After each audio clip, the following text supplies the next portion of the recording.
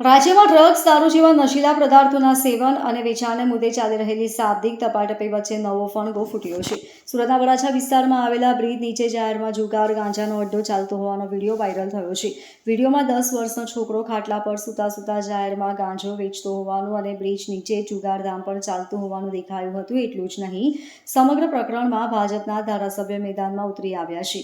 ધારાસભ્ય કુમાર કાનાણીએ કરેલા આક્ષેપોએ સિસ્ટમની નિષ્ક્રિયતા સામે પ્રશ્નો ઊભા કર્યા છે. જ્યારે વિપક્ષ નેતા પાયલ સાકરિયાએ પણ પોલીસ અને પાલિકા કમિશનરને આ બાબતે આવેદનપત્ર આપી તાકીદે પગલાં ભરવાની માંગણી કરી હતી.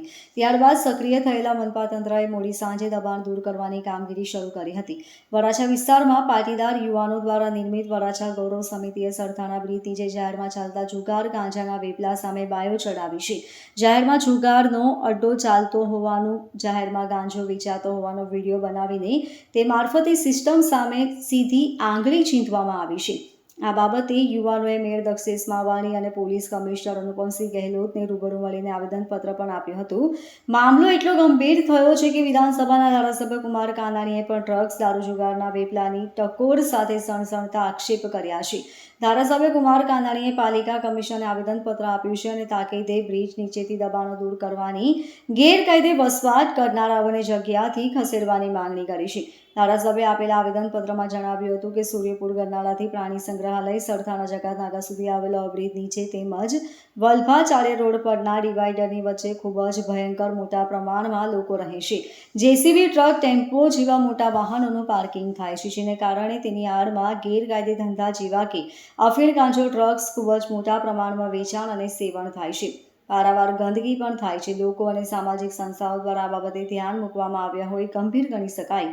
પોલીસ વિભાગ અને પાલિકા દ્વારા સંયુક્ત રીતે સંકલન કરી કાયમી ધોરણે કેટલા દિવસમાં ઉકેલ લાવવા માંગો છો તેનો લેખિત जवाब આપે જરૂરી છે.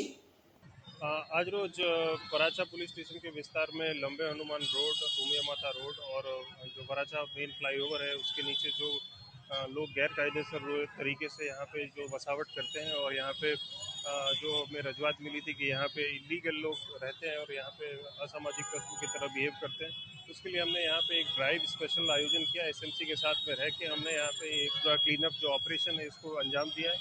साथ ही के साथ पूरे जोन 1 के सारी पुलिस स्टेशन में, जिसमें Godadara police station, Sarthana police station आती है, इनके नीचे भी जो ब्रिज के नीचे जो लोग गैर कायदेसर तरीके से रहते हैं उनका भी हम क्लीनअप ऑपरेशन हम आज कर रहे हैं। साथ ही के साथ ये एक दिन का काम नहीं है और इसमें हम फ्रिक्वेंटली इसमें इस ऑपरेशन को हाथ धरेंगे और इसमें बैक टू बैक हम इसमें महीने 2 महीने में लगातार चेकिंग करते हुए सारे लोगों को यहाँ से हटाएंगे और ऐसे ये पूरी कामगिरी जो है वो एसएमसी के कोऑर्डिनेशन में साथ में हो रही है। एसएमसी की टोटल 7 टीम्स आज हमारे साथ जुड़ी हैं, उनके जो भी इंजीनियर, एग्जीक्यूटिव इंजीनियर सब साथ में हमारे साथ जुड़े हैं और प्रॉपर लीगल तरीके से हम यहाँ पे काम कर रहे हैं ताकि किसी को भी कष्ट ना हो। Bureau report, LK star news, सूरत।